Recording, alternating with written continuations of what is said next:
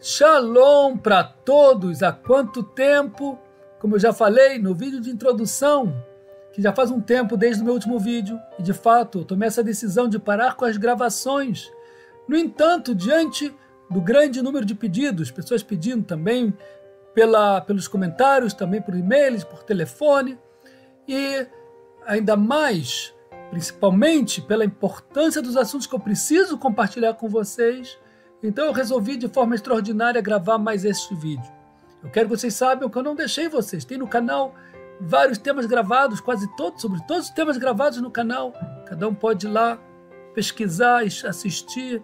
Minha missão, eu espero que ainda siga sendo transmitir ensinamentos e reflexões que possam iluminar o caminho de cada um de nós. E hoje, mais do que nunca, eu sinto que há algo essencial a ser dito sobre também a atualidade que está acontecendo, que tem muito a ver com Pessah, esses dias que já começou com Nissan, e os dias de Pessah, os momentos que nós estamos vivendo hoje em dia. Então eu convido a todos vocês a participarem, porque essa mensagem é para cada um de vocês, na verdade para cada um de nós, que também para mim são ensinamentos fortes que eu tenho que refletir, também crescer com vocês nessa jornada. Então vamos começar com uma pergunta, porque está no Tratado de Psachim, no final do Tratado de Psachim, está trazendo lá sobre temas de impurezas, bruxaria, forças de Shindalet, que são chamados de quemônios, mudando um pouco o nome, como eu costumo fazer. E eu perguntei a mim mesmo, quando eu estava estudando isso alguns dias atrás, por que justo no Tratado de Psachim traz traz conceitos longamente sobre esse tema de forças de impureza, bruxaria, todas as partes de entidades espirituais do lado do mal, quemônios. Por que justo em Psachim, no Tratado de Psachim, ainda mais, que fala lá justo no capítulo que fala sobre como é organizado todo o Seder de Pessah, como é toda a cerimônia de Pessah que é feita à noite na casa de cada judeu do mundo inteiro, inclusive aqueles que não estão cumprindo ainda firme a Torá, eles, em geral, toda a família judaica comemora esse dia de Pessah. Muitos leem Agadá por inteiro ou parcialmente, mas estão todos lá compartilhando desse tema. Porque é justo, quando fala desse tema, a Guemará alonga sobre o tema das forças de impureza. Aí eu trouxe a resposta, pesquisei também, e saiu o seguinte: justo, a gente encontra nos sábios que o dia 14 de Nissan é Erev Pessah, a tarde que antecede a noite que começa Pessah, quando era feito o Korban, o sacrifício de Pessah. Hoje em dia a gente não faz o Korban na prática, a gente não tem o templo, mas a gente pronuncia, tem o costume, na tarde de Pessah, depois de Minchá, na tarde que eu digo antes de começar a noite de Pessah, depois do Minchá, pronunciar os versículos e como era feito o Korban de Pessah, que tem os Mahzorim, trazem isso, porque a influência da nossa fala traz, de certa forma, o efeito do sacrifício. No dia 14 de Nissan, é o dia propício para a caída da força do Amalek, da força de impureza. Inclusive, quando a gente queima o Hametz, como já trouxe em outras oportunidades, o Arizal tem um texto que ele fala que é bom fazer, quando você vê o Hametz queimando, uma pronúncia, uma tefilá, um pedido para a queda das forças de impureza, de idolatria que tem no mundo. Então a gente vê aqui que, de alguma maneira, todo esse tema que inclui no dia 14 de Nissan, que é feito ou pronunciado sobre o sacrifício de Pessah, e a noite que se comia o sacrifício de Pessah, mas hoje em dia a gente come a matzá. Então esse dia começa uma influência da derrubada da força de Amalek, da força de idolatria, da força de impureza que tem no mundo. É interessante que pessoas podem perguntar, eu vou trazer aqui revelações interessantíssimas sobre justo o ano que a gente está passando. Aguentem, antes eu vou trazer aqui que as pessoas podem perguntar, mas não é em Purim, que caiu Amalek, que foi o final das forças do mal, mas justo em Purim, a gente lê a Megilat Esther, né? O livro de Esther, e lá fala, foi naquela noite que o Ahasverosh não conseguiu dormir. De lá começou a reviravolta. De lá começou a queda do Aman, a queda do mal. E que noite era ela? Era a noite de Pessah. Era a noite de Pessah, já depois, no primeiro dia de Pessah, foi quando o Ahasverosh, o bastão dele, ele apresentou para entrar, aceitou a Esther, a Malká, a rainha Esther, entrar com ele. E no segundo dia de Pessah, o Aman já estava na forca. A gente vê que esse período, esses dias, tem essa força de eliminar a impureza. Quem viu os vídeos sobre o cristianismo, a força de Yeshua, a força da idolatria, como eles levam isso em consideração com a Quaresma, com a Páscoa. Quem vê, assista lá no vídeo que eu gravei já sobre o Carnaval, a festa de Edom. Tem a parte 1 e a parte 2 que entra nesse tema dessas influências. E a gente vê outra vez lá como se junta com o tema que a gente está falando de maneira impressionante, como é o tempo, o dia propício para romper, quebrar, fazer evaporar essas forças que são do lado do mal. Por isso, deve ser uma das respostas que justo quando está tratando desse tema, no Tratado de Pessahim, como é organizada a noite de Pessah, que já vem desde a tarde que começa, a junção da tarde de Pessah, que antecede a noite de Pessah e Pessah, que assim começa a Mishnah, que já da tarde de Pessah, para não encher a barriga, para não comer matzá, etc. E aí a gente vê também o tema que entra junta com a noite de Pessah e toda a cerimônia que tem, a parte, cada detalhezinho lá tem influências impressionantes, imensas, e não é à toa que o tratado colocou entre linhas várias páginas de conceitos, com histórias, com demonstrações, com entendimento sobre essas forças de impureza, porque é justo nesse dia, e com esses utensílios, a gente elimina com essas forças. E como eu falei, inclusive, na queda de Aman em Purim, tem uma conexão com o dia de Pessah, pois justo foi na noite de Pessah que começou a reviravolta. E todo o banquete de Esther, a refeição de Esther junto com Ahasverosh, com o rei Ahasverosh e com Aman, eram dias de Pessah, o primeiro e o segundo dia de Pessah. E daí a gente vê que já no segundo dia de Pessah já teve a reviravolta e o Aman já foi enforcado e a força de Amalek foi rompida. De passagem, em parênteses, justo o livro que tem mais vezes a palavra Sheilatecha, Sheilá, em aspecto de pedido para Hashem, porque Sheilá é pergunta, mas também é usado como pedido. Masheilater venaten lach, falou o rei Ahasverosh para Esther, qual é o teu pedido eu te faço? Masheilater, qual é o teu pedido? Sheilati vevakashati. E ela responde, o meu pedido, que é Sheilá, com o âmbito, com o sentido de pergunta, tem poucas vezes em todo o Tanar. E uma concentração, talvez a metade das vezes, eu não me lembro da conta exata, a metade das vezes que tem todo o Tanar é justo na Megilat Esther.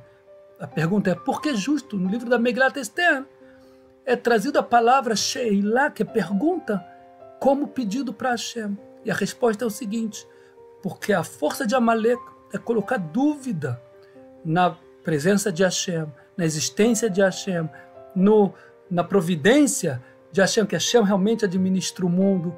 Ele coloca dúvida nisso tudo, tudo é um acaso, tudo parece ser por motivos que são motivos superficiais, motivos de saúde, motivos porque ele fez para mim, ela fez para mim, e não porque realmente é Hashem que está fazendo as coisas acontecer. Eles colocam dúvida é Sheilá, é pergunta. E aqui o tikkun, o conserto da pergunta, o conserto da dúvida, é quando você se volta com o problema, com as dúvidas, com os problemas, você volta teu coração cheio de fé e emuná para pedir para Hashem a solução dos problemas, a salvação da tua situação. E você usa a palavra Sheilá como pedido, você transforma a dúvida, que é pergunta, Sheilá, para ser pedido. Você unifica o problema e o mal para Hashem. Também nesse período de Pessah, é um período que a gente pode captar que o mal e o bem, como em Purim, tem essa influência muito forte de lá, vem a luz como já falou em Purim, assistam lá. Em Pessah começa a ser colocado na prática a luz de Purim, começa a ser levado para o mundo da prática que isso é em Nissan, começa a acontecer, foi em Nissan que saíram do Egito. E no Nissan a gente vai sair outra vez. Tem essa influência de olhar, por isso tem o Maror, que é a erva amarga, e tem a Matzah, que representa a salvação. Mas a salvação ainda é chamada de Lechemoni, é o pão da pobreza. É um pão que simboliza ainda a pobreza. É um milagre, é salvação, mas ainda tem pobreza. Porque o nível ainda estava um nível que deixava a desejar. O povo de Israel foi salvo milagrosamente do Egito, por mais que os méritos eram pequenos. Por alguns motivos eles foram salvos. Não é o nosso tema hoje, não é agora. Mas ainda foi muito chesed, foi muita bondade de Hashem, além da justiça, porque o nível do povo de Israel estava ainda muito pequeno. Ainda também não tinha dado a Torá para o povo de Israel, descendentes de Israel, que era Jacó ainda, não era, a Torá não tinha sido dada. Os méritos eram pequenos, os problemas eram grandes, então ainda foi uma salvação, mas ainda não era por mérito próprio totalmente, então por isso ainda é um símbolo, é uma outra explicação que eu estou passando para vocês, é um Hidush, uma situação, uma explicação nova. Por isso tem aqui o aspecto de pão da pobreza, porque mesmo na pobreza, na situação espiritual não tão elevada, Hashem trouxe a salvação, então ainda deixa a desejar. Por isso ainda é um pão da pobreza que representa a salvação. A gente come a matzah, come o maror representando toda a dureza. E a gente faz no meio do Seder de Pesach, a gente come depois o sanduíche, né? O korer, que é matzah com maror, como o Hillel fazia na época do Beit HaMikdash, comia os dois juntos, porque assim era a mitzvah da Torá. A gente não pode fazer isso hoje em dia, porque o maror é uma mitzvah rabínica, hoje em dia. E a matzah é da Torá. E você vai misturar as duas, vai tirar o maror vai tirar o gosto da matzah, não vai cumprir a mitzvah. Mas depois de ter cumprido a mitzvah de comer matzah e comer o maror, a gente come os dois juntos. Por que a gente come os dois juntos? Para se lembrar como Hillel fazia na época do templo. O que tem a ver agora lembrar disso? A resposta é que tudo que a gente lembra, a gente traz a influência. A gente não está lembrando porque está com... como fala, nostalgia, não sei como fala em português, nostalgia. Não é porque a gente está agora querendo reviver, lembrar das fotos que a gente tirou no passado. Não é isso. A gente está trazendo essa influência, porque em Pesach tem essa luz, a gente pode entender que, na verdade, a dureza e as dificuldades e a salvação, ambos, na verdade, vão juntos, como na época do templo, como Hillel fazia, a gente podia entender, porque o templo tinha influência da luz, que a gente podia ver, entender, intercalar e saber que, na verdade, quem quisesse ver, podia ver que o mal, na verdade, é parte de um bem maior. Em Pesach, a gente tem essa influência de adquirir essa emuná, essa fé, essa luz, e a gente come os dois juntos, em vez de ficar rindo um do outro como está caindo os farelos dele da boca. Refletir sobre isso, cumprindo como Hillel cumpria na época do templo, e a gente pode usufruir do entendimento da emuná profunda em Hashem, não só que ele cria e mantém o mundo, não só que ele é a fonte de tudo que acontece, tanto do que nos parece bem, como nos parece mal, que às vezes o bem vem para o mal e o mal vem para o bem, mas no fundo, tu tem um objetivo unificado que vai levar para a vontade de Hashem, que é o bem, um bem maior.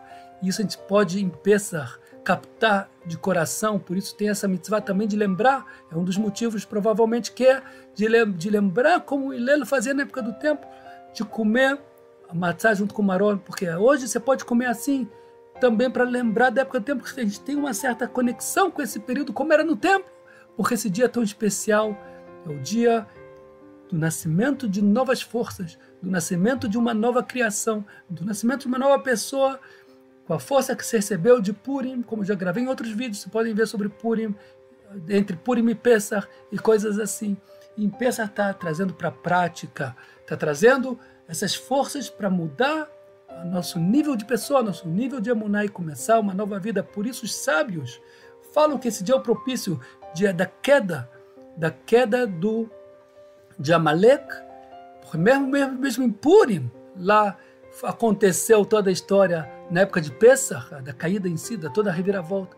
E também agora essa de Nissan, como está entrando no mês de Nissan, já começa essa influência, como está dizendo, em Nissan vocês foram salvos, e em Nissan vocês serão salvos, porque esse é o período propício para começar a ser colocado em prática toda a força potencial que recebemos em Purim, e agora vai começar a reviravolta. Por isso é o dia propício da caída das forças do mal, Erev Pesach. E Pesach em si, pode ser ainda mais Pesach, porque já tem a força mais, começa a vir mais forte a força, que é trazida através do Korban Pesach, do pronunciamento de Pesach, desses dias de influência. E agora os sábios têm fontes interessantíssimas sobre o nosso ano que a gente está vivendo. Porque em Pesach vocês foram salvos e no próximo Pesach, como fala, em Pesach vocês serão salvos no futuro, quando tiver a grande revelação. Um tempo muito propício para começar um sistema de revelação, um processo de revelação em Nissan, e ainda mais do nosso ano, como a gente vai ver, que tem uma força propícia para começar a desencadear aqui, no nosso ano, esses acontecimentos. Eu gostaria de salientar que eu não tenho o objetivo de ser alarmista e nem de decretar datas, quando vai ser a revelação ou quando vai acontecer tal coisa, porque eu não sou profeta e não está nas minhas mãos os acontecimentos, está nas mãos de Hashem. Mas quando eu trago em nome dos sábios, épocas propícias, o objetivo não é dizer que vai ter de uma hora para outra uma revolta, uma revolução e vai ter, de repente, vai acontecer as coisas. Eu não sei como vai ser. A gente vai ver como vai desencadear. Pode ser que algo relevante aconteça nesse momento. Uma decisão que vai desencadear e vai desencadear um processo, como já os sábios já falam, que isso vai ser um processo de revelação. Não vai ser de uma hora para outra todos os acontecimentos juntos, mas são épocas relevantes, são épocas que têm influências relevantes, que a gente pode usar dessas influências para, inclusive, fazer acontecer um processo de revelação em breve, se Deus quiser. A gente não sabe quais são os caminhos de Hashem. O que a gente sim pode fazer é aproveitar dessas épocas para fazer um trabalho interno de aprimoramento, de trazer influência para nós e trazer para o mundo também. Pessoas me perguntam como eu posso ter um rizuco, uma força para fazer mudanças, para fazer novas conquistas espirituais.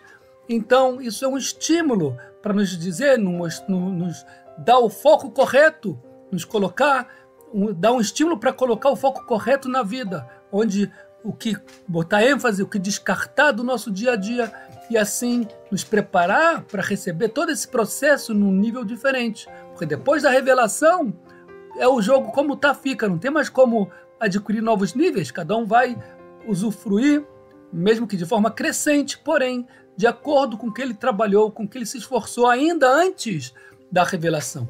Então, deixar claro que não viemos aqui decretar datas e sim trazer como épocas propícias para a revelação, para coisas relevantes que podem acontecer nesse momento, um processo mais acelerado de revelação pessoal, como de revelação da criação como um todo, e saber aproveitar disso para o nosso crescimento. E dessa maneira a gente consegue trazer e usufruir dessa influência para um benefício próprio e para um benefício de toda a criação, se Deus quiser, em breve. Está escrito no livro Imre Noam, na Parashá Pikudei, Sherev Pesach Beshabbat Hashuv Yakar Meod, quando coincide a véspera de Pesach no Shabat, ou seja, com o término do Shabat começa Pesach, é um tempo Hashuv, importante, Veyakar e precioso, Meod, muito, Deatid Geulat Yeh Bekviut Kazu, porque no futuro a grande revelação vai ser no ano que vai ter essa estrutura, que vai ter logo com o término do Shabat começar Pesach, como o nosso ano vai ser.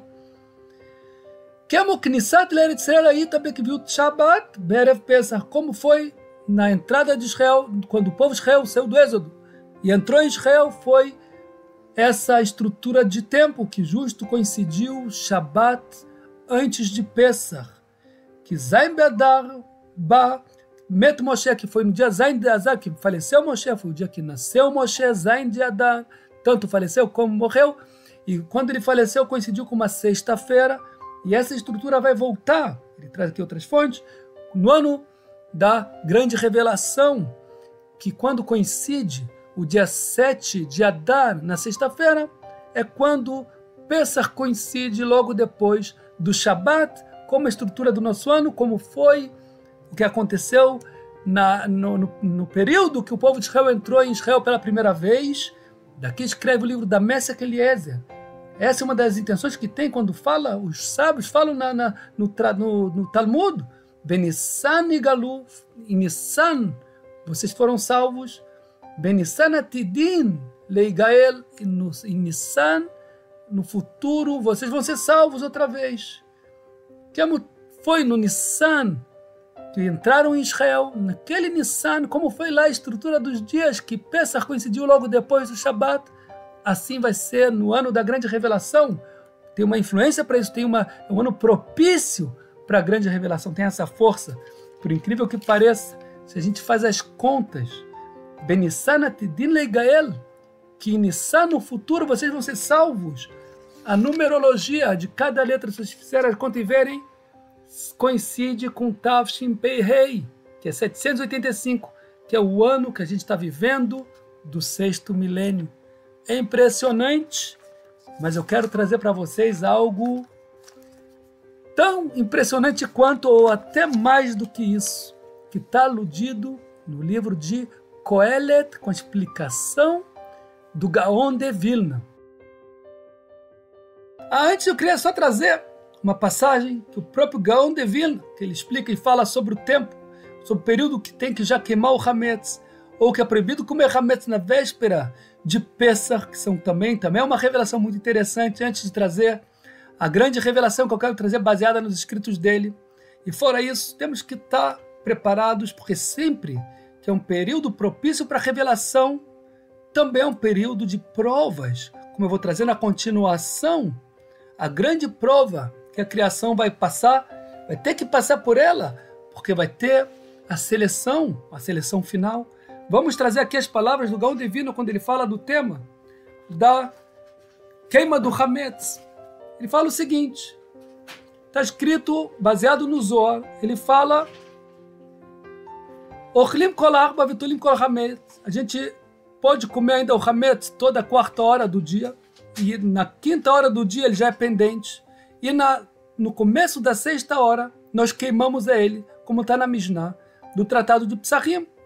Vesod de Matnissin, fala o Gaon de Vilna, tem aqui um segredo que está aludido nessa Mishnah, Mefaresh Betikunim, como está no livro do Zohar, de Tolim Kol Hamesh, quando fala que ficar pendente toda a 5ª hora, o Galut Elef HaHamishi, é uma alusão ao período de exílio, de Galut, do 5º milênio. Vesorfim Betchilat Sheish, quando a gente queima ele no princípio da 6ª hora, a Hametz de Inu na Klipot, o Hametz que ele representa as Klipot, a impureza, Vialzen Amar Lemoed Ketz, isso é uma alusão para o período da revelação, e ele traz que Mina Torah Biur Hametz Besof Elef Hashishi, que pela Torá a queima do Hametz precisaria ser somente no final da 6ª hora. Elef Hashishi, que alude o 6º milênio, antes de começar o 7º milênio. Vegazru Rabbonon Listrof B'tchilat Sheish, somente que os sábios decretaram queimar no princípio da 6ª hora. Veu Bepur Kanel de Batraito Sheitchila Ketz B'tchilat Elef Hashishi Kayadua, porque a influência da revelação já começa a se desencadear no princípio do 6º milênio, porém somente pela Torá, no final do 6º milênio, que vai ser a grande revelação, aludido no período da queima do Hametz, que alude a queima do mal, das influências da força de impureza do mundo. Daqui a gente tem que saber também que vão ter grandes provas que vão acontecer nesse período, como eu vou tratar logo em seguida, porque quando a clipar, as forças de impureza sentem que está chegando o final delas, então elas apelam com todas as forças que ainda elas têm para não serem eliminadas e tentam fazer com que as pessoas caiam no pecado, façam transgressões para dar força a elas seguirem existindo, para elas não serem eliminadas. Por isso é um período de prova muito grande. Então agora vamos trazer para vocês a grande revelação baseada nos escritos do Gaon de Vilna. Baseando-se no livro do Shlomo Melech, do rei Salomão, Kohelet, capítulo 3, que fala o seguinte, ele fala que tem momento para cada coisa, tem período para cada coisa, quer dizer, influência, força de influência para cada acontecimento. Et laledet, tem o momento de nascer, et lamut, o momento da morte, período de influência, até que ele chega no final. Tem o período da guerra e tem o período da paz. São 28 períodos, ou seja, 28 tipos de influências que tem na criação. Metzudat David explica: Lekol zman rotze lomar en shum davar ba bemikre. Nada vem para o mundo por acaso, veizdamen bezman zulat zman, ou seja, não vem fora do tempo dele. Kim bezmano ba bavur siba kodemet, porque ele vem, cada coisa acontece no tempo que ele tem que acontecer por algum motivo que é a causa disso. Não vem por acaso, tem uma causa e tem essa influência. O Gaon de Vilna explica 28 períodos que traz aqui no livro de Coelet, do rei Salomão. Não é à toa. Ele fala que são 28 períodos de influência que vai ter nos 6.000 anos da criação. É um dos aspectos de influência. Se a gente for dividir 6.000 anos em 28 períodos, cada período sai cerca de 214 dias, 214 anos, 104 dias e quase 5 horas. Cada período de influência que a gente viu no livro do Shlomo Amelech, de Coelet, cada período, nascer quer dizer renovação, até que chega no período 27, que são as guerras, e no período 28, que é a paz. Megalé Mukot explica que são... O Etlaledet, ele fala que aqui tem uma alusão, que começa com Adam Arishon, que começou a criação, etc., até que ele fala Ket Milchama. O período que fala aqui da guerra é uma alusão à guerra do Gog Magog, seguindo a revelação do Gaon de Vilna. Tem a ver com a guerra do Gog Magog, tem influência de guerras. E Shalom é a revelação, quando já começa o mundo ficar o mundo de paz. Se a gente for dividir 214 anos, cada momento é 214 anos, 105 dias e quase 5 horas. Quando começou o período da guerra, segundo esses cálculos, cada um pode fazer sozinho, começou no ano Tav Kuf Ein Beit. Eu não escrevi aqui em português, na Era Comum, quanto é que é.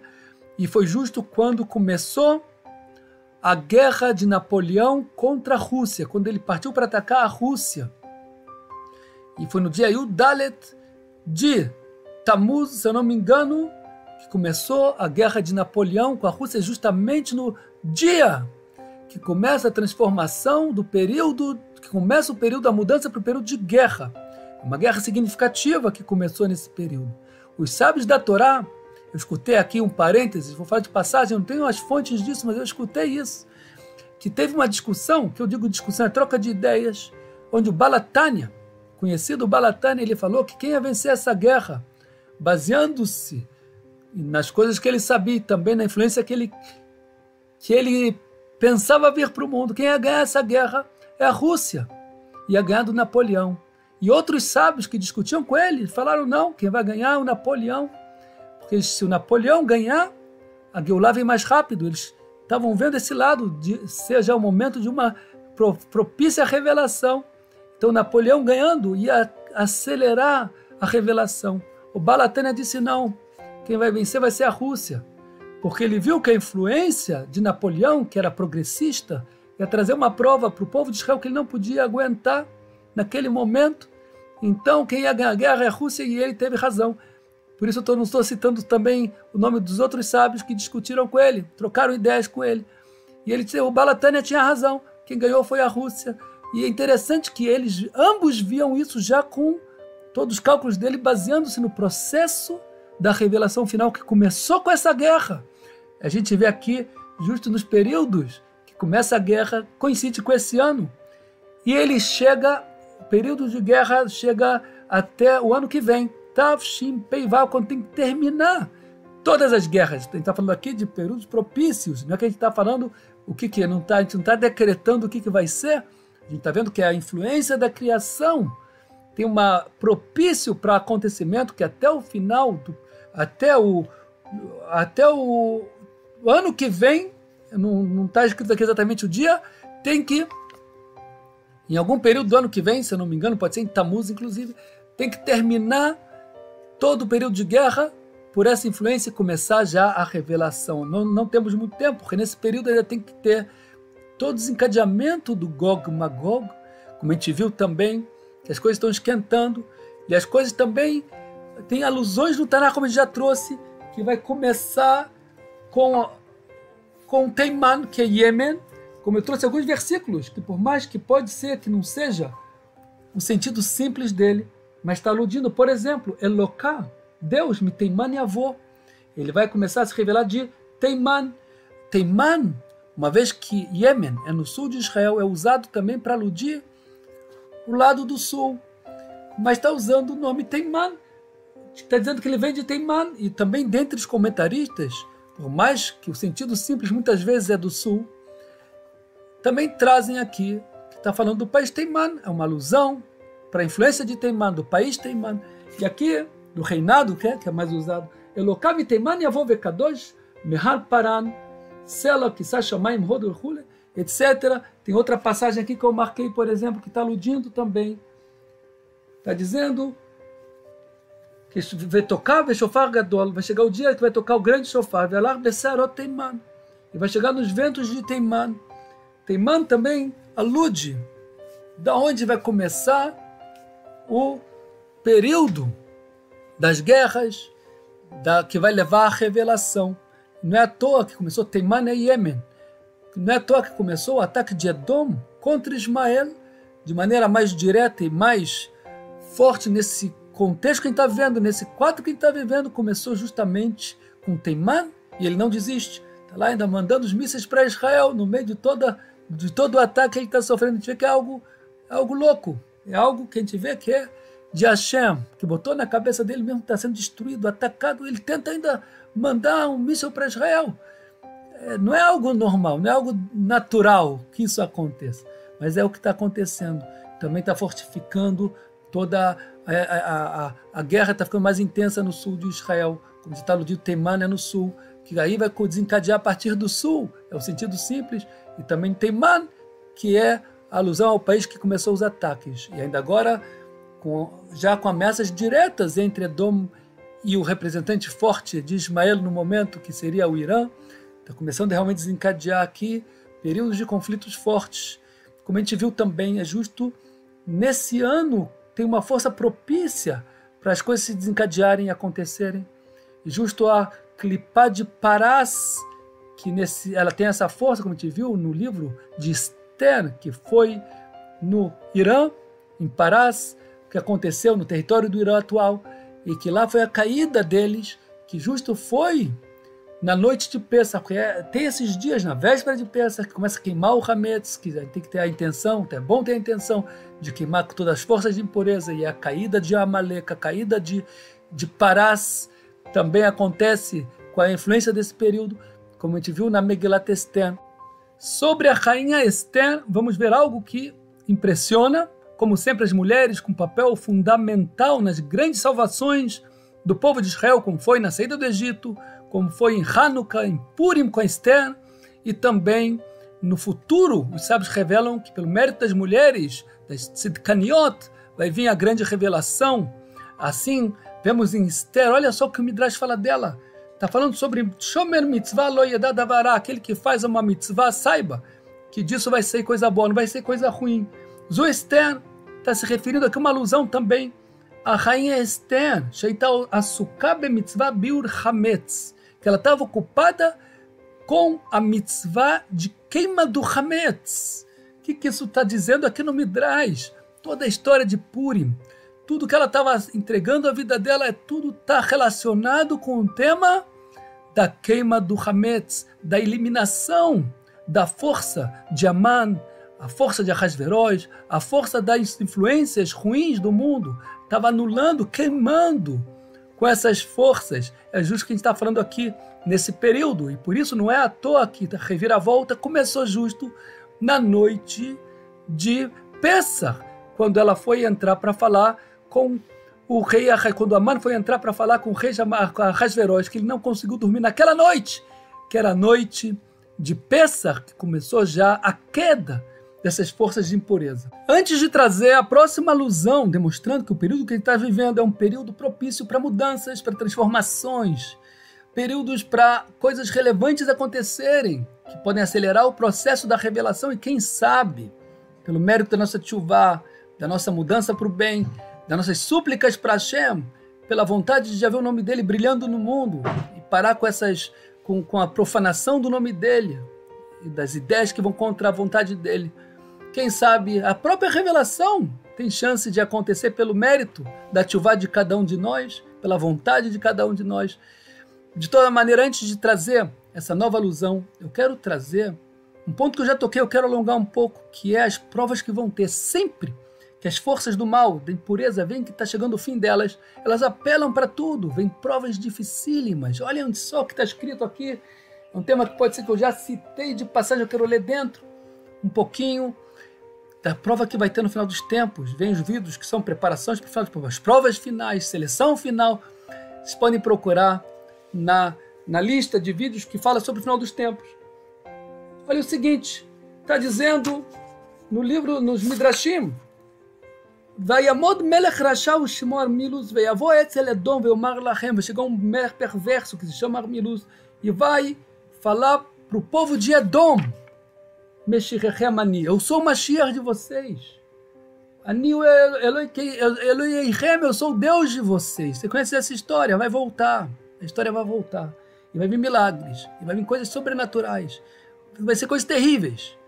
Vai se parar diante dele. O Midrash Eichalot eu estou trazendo aqui. Vai passar diante do Mashiach ben Yosef. O Mashiach ben Yosef tem a força de Yosef, que é a Leavá, que é a chama. E Edom deles é a palha. Ele tem a força de queimar eles, de eliminar, queimar o Hametz. É a força de Yosef. Quando Jacob viu isso, ele saiu, partiu para se encontrar com Esav. Ele tinha essa força. Até então, ele não viu que tinha essa força suficiente. Aí chega Yosef, vai falar para ele, o Mashiach ben Yosef, vai falar para ele. Os nomes que trazem aqui são nomes que trazem essência. Não necessariamente são os mesmos nomes que vão ser chamados por nós. Mas quando os sábios trazem nome de Mashiach, nome de propícios, Mashiach, tudo é nome que alude aqui à essência deles e não o nome dele em si que está registrado na carteira de identidade, tá bom? Vamos ter isso claro. E vai chegar então, Nehemia, que vai ser o nome, que é o nome chamado Mashiach, como aqui, o Mashiach, falso Mashiach, chamado de Armilus, vai falar para ele, você não é Deus, não, você não é divino, não, você é o Satã. Você é a expressão do Satã no mundo. Você é a expressão das forças negativas, das forças do mal. E aí tem aqui uma discussão entre os Midrashim. O que vai acontecer exatamente? Vai ter aqui uma grande discussão, uma grande briga e guerras que vai desencadear a partir daí. Não é coisa vã. Ele vai vir com milagres. Vocês conhecem essas histórias do passado? Vai voltar. E quem tiver uma fé muito forte não vai aguentar essa prova. Vai ter uma seleção final, ao ponto que o Urashi já fala, que a maioria traz baseado no Passuco, no versículo, que a maioria dos conversos vão dar para trás, da tamanha prova que vai ser, porque não são os conversos verdadeiros. Os verdadeiros vão seguir até o final. Mas tem aqueles que se convertem de maneira superficial, que realmente não deixaram do coração dele a idolatria. Aí eles não vão aguentar, vão achar... O homem voltou, eles vão pensar isso. E todo o povo de Edom vai estar convencido que o homem dele voltou. E vai ter provas. E o Gaon Divino já falou. Depois, antes da Midá terminar, antes de dar os 3 passos para trás, cada vez da reza, tente lembrar de rezar para que a Deus não deixe que o falso Mashiach, que é chamado de anticristo também no Midrash, Avkat Rochel, ele chama ele de anticristo, exatamente como os cristãos chamam o verdadeiro Mashiach. Eles chamam de anticristo porque eles declaram o homem deles como Cristo, o Salvador. Então eles chamam o que vem contra de anticristo. E aqui é o contrário. Ele é o anticristo, esse falso Mashiach que vai vir deles, que vai voltar para eles. Eles vão... Agora o Gaon Divino vai para rezar antes de dar os 3 passos para trás da reza. Rezar para que Hashem não deixe o verdadeiro Mashiach ben Yosef morrer, ser morto pelo falso Mashiach, porque isso é provável, segundo o Midrash. Tem Midrash que falam que pode vencer, que Mashiach ben Yosef vença ele, mas tem um Midrash que fala que o contrário pode acontecer, que ele vai ser morto pelo falso Mashiach. Aí vai ter um período de prova tão grande, fala o Gaon Divino, tão grande, que Quem não tiver 100% preso, apegado a Hashem, com Emuná Shleimá, não vai ter como passar por essas provas. Temos que estar preparados para não perder tudo no último momento. Saber que isso vai acontecer. Temos que rezar para que Hashem não deixe ele ser morto. Porque se ele for morto, vai passar um período de alguns meses de escuridão no mundo, de profanação do nome de Hashem do mundo, da mentira crescer no mundo de tal maneira que vai eliminar, que vai selecionar todo mundo que não está realmente 100% apegado a Hashem. Então a gente tem que rezar para que isso não acontecer.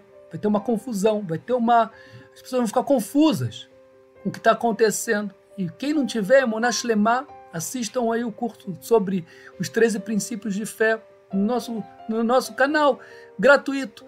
Porque tem que estar sempre se reformando em fé. Tzadik be'emunato yihyeh, fala o profeta Habacuc, que se você for se apegar em uma lei da Torá, se apega nessa, porque essa vai levar todas. Emuná, a fé em Hashem. E esse período temos que estar preparados, porque antes da eliminação do mal, vão vir provas difíceis, como lemos aqui no Midrash, que vai vir um falso Mashiach de Edom. Como foi? Vai voltar aquela força que as pessoas estão tanto esperando por ela voltar, que na verdade é a representação da força do mal que tem no mundo. E aí tem que rezar para estar pronto, para Hashem não deixar isso acontecer, para a gente ter esse mérito disso não acontecer, para não passar por essa prova tão difícil. Agora vamos seguir com a próxima alusão. Várias vezes vemos uma relação, uma influência, que está correlacionada entre o ano da Era Comum, no ano que foi um ano similar da Torá. Por exemplo, nós estamos no ano 2025 da Era Comum. Assim o mundo conta, por mais que na Torá nós estamos no ano de 5.785. O que aconteceu no ano 2025 da Torá? Vamos ver o que aconteceu? Porque às vezes a gente vê uma relação, uma correlação entre os acontecimentos. Está dizendo no livro Pirkei de Rabi Eliezer, escrito há 2000 anos atrás, no capítulo 27, que na noite do Seider de Pessah, do ano 2025 da criação da Torá, Mibriat Olam Avraham Mitzil Lot, foi o dia que Avraham salvou o Lot. Na noite de Pessah, do ano 2025 da contagem da Torá, foi a noite que Avraham salvou seu sobrinho Lot.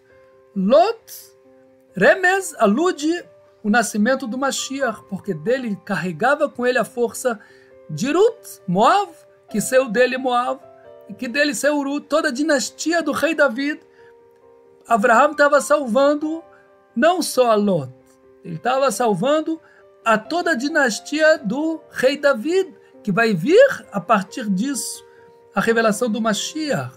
Vemos aqui uma alusão, uma demonstração de como a salvação saiu na noite de Pessah do ano 2025 da Torá, quando Avraham salvou Lot, ele estava salvando também a futura revelação do Mashiach, porque ele estava salvando com ele Moab, que dele saiu Ruth, que se casou com Boaz, que nasceu os ascendentes de David Amelech, dele ela era bisavó do David Amelech, e daí saiu toda a dinastia até a vinda do Mashiach, que é descendente deles. Então ele estava salvando, na verdade, o Mashiach, quando ele estava tirando Lot. E foi aqui um dia que as pessoas vissem, olha o que aconteceu hoje, algo relevante. A salvação da semente do Mashiach foi naquela noite de Pessah de 2025. Depois, o rei de Sidom falou para Avraham, depois que ele venceu a guerra contra os reis, aqui tem uma alusão toda ao Inyan do Gog Magog contra Israel, ele e o Eliezer venceram os 4 reis que venceram os 5 reis, as potências mundiais estavam lá, foi lá, Avraham venceu a eles, e no final chegou o rei de Sidom e falou para Avraham Avinu, você pode me devolver as almas e pode pegar os bens, pode pegar os utensílios, os bens você pode pegar para você. Aqui tem alusão a uma discussão que o Melech de Sidom não queria perder, a força da impureza, a prova, não quer perder o poder dela, me dê a alma, me dê as vidas, me dê a força de domínio, e eu te dou os bens, pega os bens para vocês. Abraham conseguiu dar para ele, devolver as pessoas. Inclusive tem o Midrash que fala que ele foi cobrado por isso, mas ele viu, Abraham, que realmente o domínio ainda está com essas forças, ainda não chegou à salvação. Ele concordou, mas ele não quis pegar nada para ele. Como falando, até um cadastro de sapato ele não queria se aproveitar. Daí vem o tema do tzitzit, o mérito do tzitzit também está correlacionado a isso. Porque quando a pessoa ela nega receber da impureza, uma força que isso dá para eles, forma canais de sucção, que eles podem sugar da força da pureza e fortificar. E é isso que estava aqui aludido, que o rei de Sodom queria que Abraham recebesse dele os bens, porque assim ele ia ter uma conexão com a Kedushá de Abraham para poder sugar e eliminar a possibilidade da salvação futura do Mashiach, da força do lado da pureza, do lado de Hashem, para eliminar com a força deles. Mas Abraham falou assim, não, de vocês eu não quero nada, nem um cadastro de sapato, como fala o Midrash, não quero nada de vocês, porque qualquer coisa que eu aceitar deles, eles vão ter uma conexão para sugar da força da Kedushá, da força de Hashem para eles, e quem sabe eles vão querer assim, eles vão querer seguir e não vão deixar vir a grande salvação final, que vai sair do que aconteceu aqui, que ele salvou Lot, toda a dinastia de Davi Amelech, para sair finalmente o representante de Hashem, para trazer o verdadeiro representante, para trazer a salvação para o mundo, e não deixar com que as forças de impurezas prossigam. E o rei de Sodom, que ele era o canal de conexão com as forças de impureza, falou, pega aqui, olha os bens, peguem para você. E Abraham não consentiu. Quem sabe que não é isso que está por detrás dessa discussão de Abraham com o rei de Sodom, que ele queria se apegar a essas forças para não deixar no futuro essa revelação acontecer e eliminar com as forças dele da impureza. As forças que dá vida a ele, que dá vida a todo o exército dele da impureza. E justo foi no ano de 2025 da criação. E quem sabe aqui já tem algo que era para se desencadear nesse período, aludindo no ano de 2025. Mas como a gente já falou, a gente não tem como saber exatamente o que está para acontecer, porque nós não somos profetas, mas aqui a gente vê vários pontos que aludem que é um período importante e que tem uma força que pode ser aproveitada para o nosso crescimento e para o aceleramento da vinda, se Deus quiser, da presença dele no mundo. Eu quero aqui trazer também essa ideia que o mal tenta se apegar ao bem para sugar dele a força e para dar vida para eles. Como a gente já falou, o dinheiro carrega com ele uma força.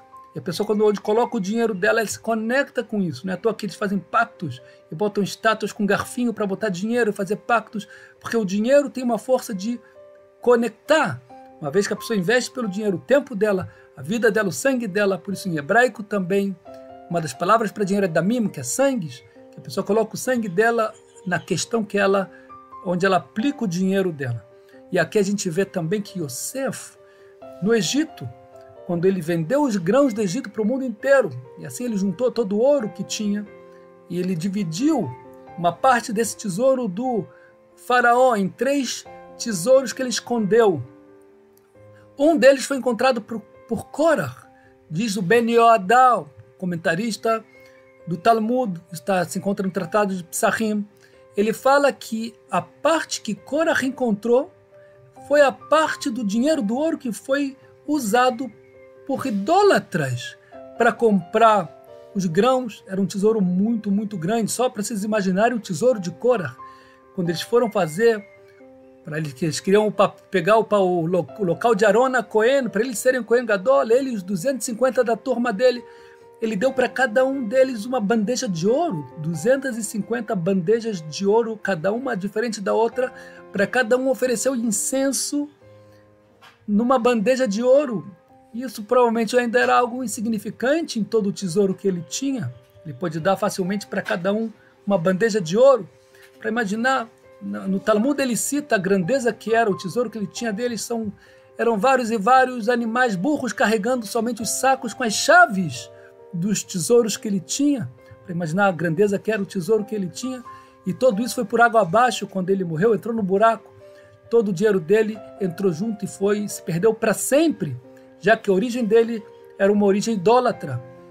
A segunda parte, o segundo tesouro escondido por Yosef, foi encontrado pelo rei Antoninos de Roma, e eram de pessoas que doaram, pessoas que não eram honestas, não eram pessoas que cumpriam as leis de Noé, e eles eram pessoas que, pelo menos, não eram dinheiro de idolatria. Então, esse dinheiro foi encontrado por Antoninos e ele foi usado para questões mundanas. E a terceira porção que foi escondida por Yosef, está dizendo no Talmud que vai ser encontrada no futuro, talvez no nosso presente, pelos estudiosos de Torá, que vai ser essa terceira parte, que foram compradas os grãos, através de pessoas que cumpriam, que tinham emuná em Hashem, eram os Bnei Noach da época.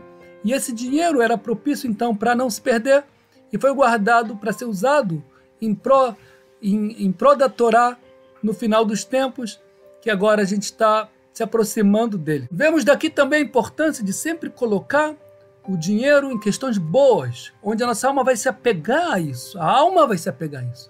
E também vemos aqui o desejo dessas forças de impureza sempre se apegarem, quererem ou proporcionarem algum benefício para questões de kedushá, de santidade, de onde elas vão sugar de lá as suas almas, a força dessas almas, a força dessas questões. Daqui a gente vê também a necessidade do mal fazer o bem. Muitas vezes tem que fazer o bem para poder sugar de lá essa energia, mas na verdade, como eu já falei, existe o bem que vem para o mal. Esse bem que eles fazem é para aumentar ainda a força deles, aumentar a força do mal deles. O que parece ser bem, na verdade, eles fazem é para aumentar a força do mal para eles e para o mundo. Tem outra questão também que eles querem muito se apegar e pegar a energia e a força. E aqui eu quero dar uma advertência ao estudo da Kabbalah. Essa questão é muito perigosa, como também está no Talmud de Psachim, onde ele fala, eu não ia trazer dentro, mas eu vou trazer dentro aqui também, pelo tempo que já está se alongando bastante. Tem uma Gemara que fala que Mai Lemechaseh está dizendo um certo mérito que vai ter, uma recompensa que vai ter para o Mechaseh Atik Yomin, aquele que sabe omitir e não revelar algo que Atik Yomin, que foi escondido por Hashem, o Maini, o que isso se trata, se trei Torá, a parte oculta da Torá, a parte da Kabbalah, como está dizendo no Rashi, Maseh Markavah, Maseh Bereshit, é a explicação da estrutura dos mundos e da criação dos mundos. Quando as pessoas vêm de maneira pública, começam a explicar o que é o mundo da Tzilut, o que é o mundo da Briá, explicar isso, por mais que quem está escutando acha que está entendendo alguma coisa, os conceitos verdadeiros e como entender cada nome, o que acontece lá de fato. Para entender de verdade tem que ter uma revelação de alguém que sabe como explicar isso realmente, e não só repetir palavras como um papagaio. A pessoa está dando força para quem não está preparado, ainda ensina isso em público, abertamente, para as pessoas que vai chegar em pessoas que não são propícias, pessoas que não cuidam da pureza, ou pessoas que não têm ainda a escafá, a visão correta, ou está ainda relacionada com forças de idolatria. E quem está sugando disso, como falam os sábios da Torá e da parte oculta da Torá, é a Sitra Achra. Está dando força para o exército da impureza do mundo. Por isso tem muito Yetzer Hará, esse sentimento, a necessidade também de querer estudar justo a Kabbalah. E quando alguém fala, vou dar um curso de Kabbalah, todo mundo quer escutar e acha que vai estar entendendo alguma coisa no final das contas. Então saiba que isso, assim como eles têm interesse de fincar de alguma maneira algum benefício para o lado daqui do chá, para sugar deles a força. Esse é um canal forte que eles investem, de as pessoas trazerem da parte oculta da Torá uma certa conexão, e assim eles usufruem e sugam dessa força. Eu me lembro até uma vez que teve na Yeshiva uma pessoa sensitiva, uma pessoa que era médium. Ele teve na Yeshiva, ele não cumpria a Torá Mitzvot, mas ele era médium de nascença, ele via coisas que aconteceram no mundo espiritual. Assim ele falava, e assim parecia que ele estava falando a verdade. Ele entrou numa yeshiva que estudavam cabalistas. Aí ele falou que lá ele via muita energia boa, muita luz, mas tinha um lá que tinha uma luz negra, uma luz de impureza que envolvia ele. Era uma pessoa que estudava Kabbalah sem a pureza necessária. Ele falou que via com os olhos dele isso, eu não vejo. Independentemente de ele ter visto ou não ter visto, é um fato que os sábios nos revelam que quem estuda isso e está sem a pureza necessária, sem a preparação necessária, ainda mais que ensina isso, é muito mais grave, então ele fornece força para o lado da impureza, para o lado das forças ruins. e fica no entorno dele essas forças sugando dele essa energia toda. Não é à toa que tem vários grupos também que mexem com o lado da bruxaria, das forças de impureza, que envolvem a Kabbalah junto, porque disso eles tiram a força. Ainda mais quando vem de alguém que estuda a Torá, de alguém que cumpre a Torá, a força fica muito maior. Além de estar rompendo o pacto com Hashem, como está no livro da Yetzirah, que é proibido revelar essas coisas. Uma vez até eu perguntei para um dos meus rabinos se eu posso, pelo menos, explicar para um grupo um pouco desse tema estruturado, de maneira para tirar muitos mal entendidos ou meio entendimentos que eles tiveram. E ele disse, de forma alguma, não tem nenhuma permissão para isso. Além disso, quando ainda mais ensinam nomes de mundos, nome de anjos, nome de entidades, isso tá, o Arizal fala que a pessoa pode estar perdendo o Olam Abá dela, fazendo essas coisas. Temos que ter cuidado, ainda mais quem usa disso. Deus me livre, quem já sabe ou ensina para quem não tem preparação, pode acabar tentando usar e fazendo, é só coisa ruim.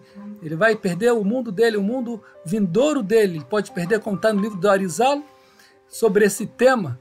E aqui a gente vê uma outra maneira de como eles tentam usufruir da força daqui do chá através de uma certa conexão com o lado daqui do chá, ou fornecendo algum bem, dinheiro, ou conectando com a Kabbalah e não estando preparado, que toda essa força é sugada, vai tudo para Sitra Achra, vai tudo para as forças do lado do mal.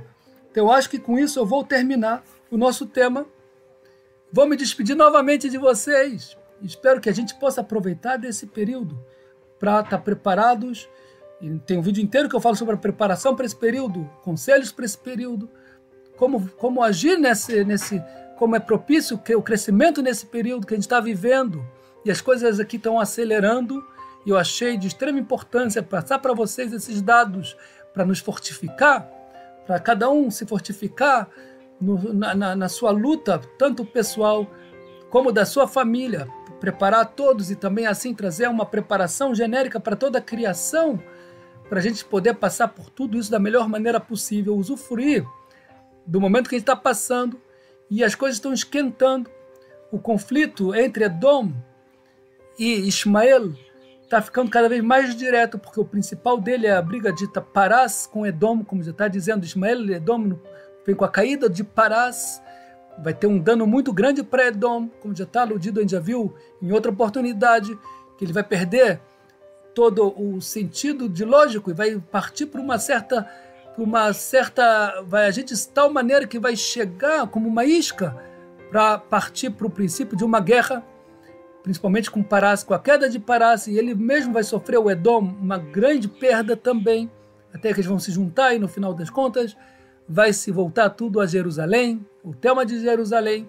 A gente já está muito adiantado, já está começando a ter já ameaças diretas entre Edom e Parás, ameaças diretas como já começou já com Iêmen, ataques e conflitos, mas agora com o próprio Parás, que é o Irã, já está começando ameaças diretas entre os dois lados. A qualquer momento pode começar esse processo de maneira mais acelerada, ainda mais que a gente está vivendo um momento propício, época de Pêssar, no ano que a gente está vivendo, é um ano propício para algo relevante acontecer, mas de qualquer maneira, a gente não tem como saber exatamente quando isso vai acontecer. Mas como é um momento propício, a gente pode aproveitar com as rezas e com a força de vontade de melhorar e de crescer, porque senão agora quando está escrito na ética dos pais, Imlo Arshav Matai, se você não faz hoje, quando você vai fazer? Quando a gente vai ter essa chance de conquistas como a gente está tendo hoje em dia?